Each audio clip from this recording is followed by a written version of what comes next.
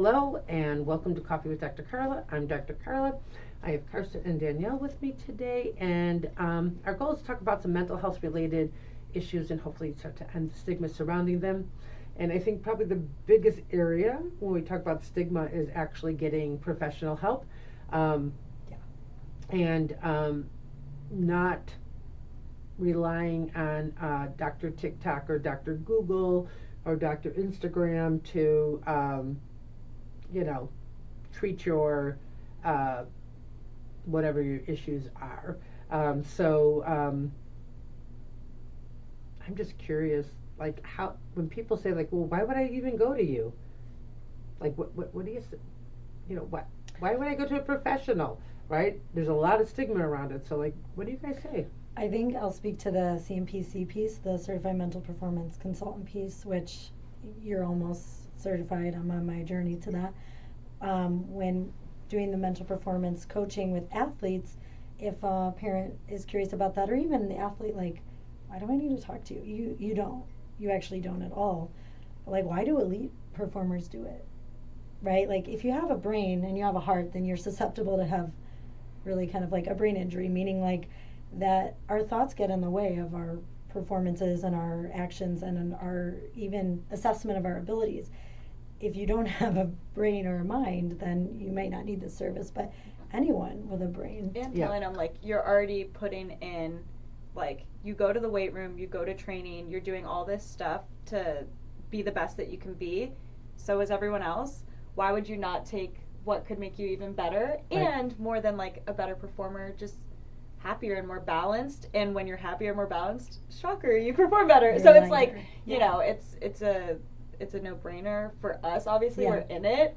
But yeah, I always compare it to, like, well, you go do all this stuff for the physical part and, like, the technical part. Sometimes you have a private coach that does just goalie training, or you go to just speed and agility. So, like, this is pitching just another aspect. It's interesting.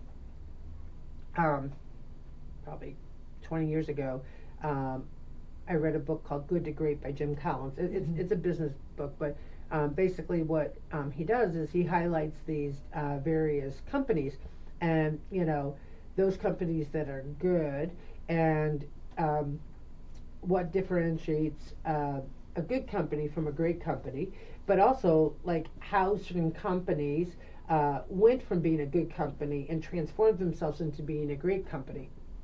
And one of the things that he said was, you need to get the right people on the bus, and then not only do you have to get them on the bus, but you have to get them in the right seat, right? And so from a business point of view, that means that, like, all right, so I need to hire people who have the same philosophy or work ethic as I do. But, like, for instance, if I would have hired Eva and I want her to be my social media person, I would not be utilizing her strengths. She would be in the wrong seat, right? And so, yes, I know it's business, but if you think about it, maybe in the performance or even just in life, right? First of all, if I get on a bus that's,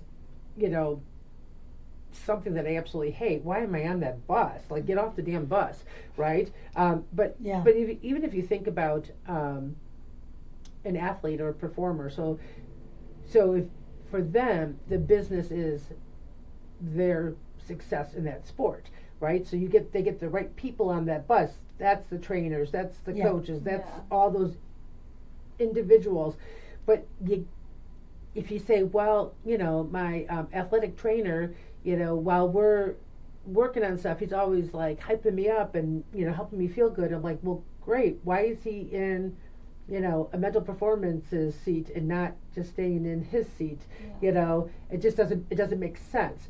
But that was one of the things that I kept bumping up against when I first started was, oh, but I already do that. Oh, but I already do that. I'm like, but not in a certain way. Right, like, like, I hope you're encouraging to your clients, but your primary goal is to make sure that, they're not physically injured. And so, like, from a physical therapy point of view, right? So, like, great, you're talking them up, but, like, are you teaching them how to do this themselves? No. So it means that, you're allowing people to bounce around in too many different seats, essentially, right? So why not fill your bus with the right people and have them in the right seat so that you could be the most successful, right?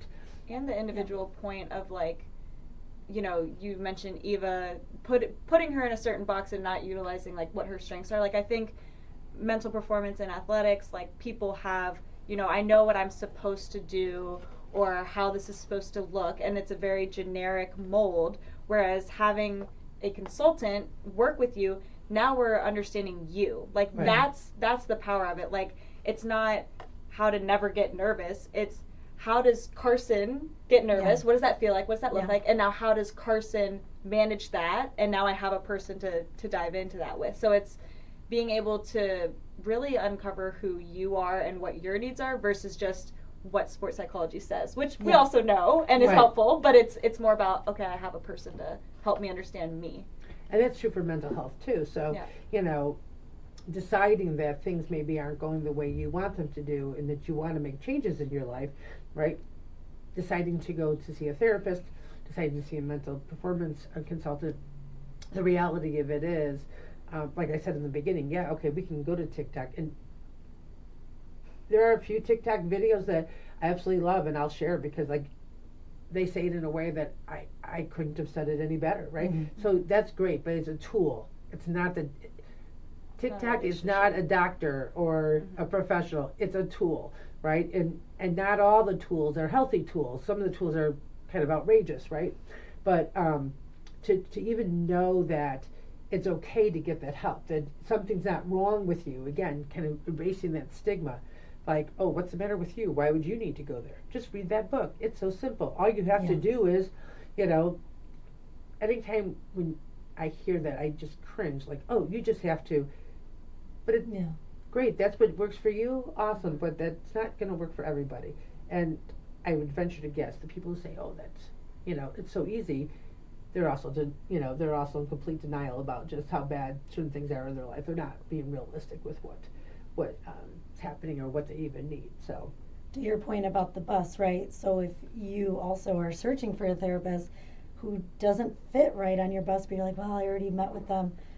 Being honest with yourself and saying, they're just not the therapist that needs to be on my bus. They're a great driver. They can drive someone else's. Seat, but just not on my bus. Just not my bus, right? Go drive somebody else's bus, right? The mental performance consultant, like you can have the PT, you can have the athletic trainer, you can have your coach, and they have a limit too of where their boundaries are of what they can do to help you with the brain, the mind. And there's no athlete, there's no person that's going to work, going to their job, going to their caretaking, that you're not taking your brain.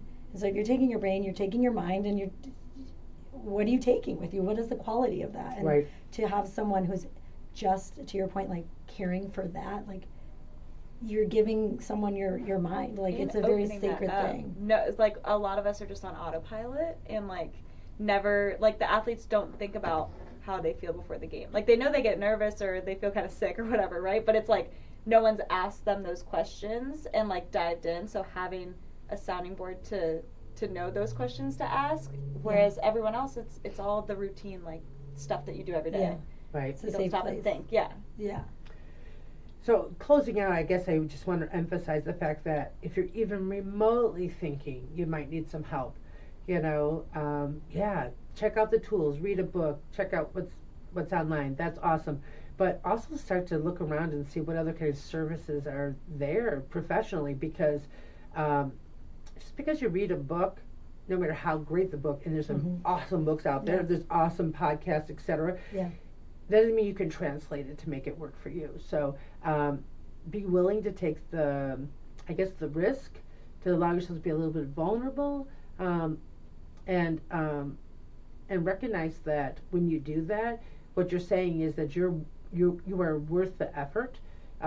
It's worth everything you have to make you the best you, and work on pushing out those more negative voices. And again, that's not easy by yourself either. So another reason why professionals are really useful.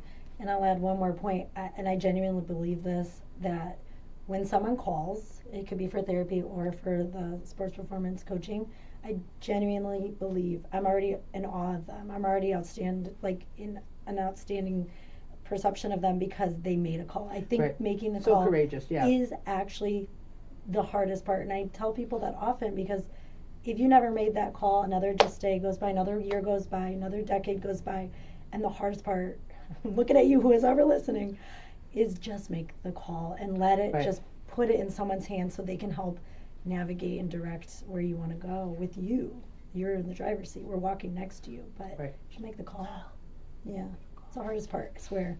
So remember, you can call so that you can change your thoughts and discover your potential and transform your life by calling, so you can focus on your overall well-being. So until next time, continue working on being the best you possible. Bye.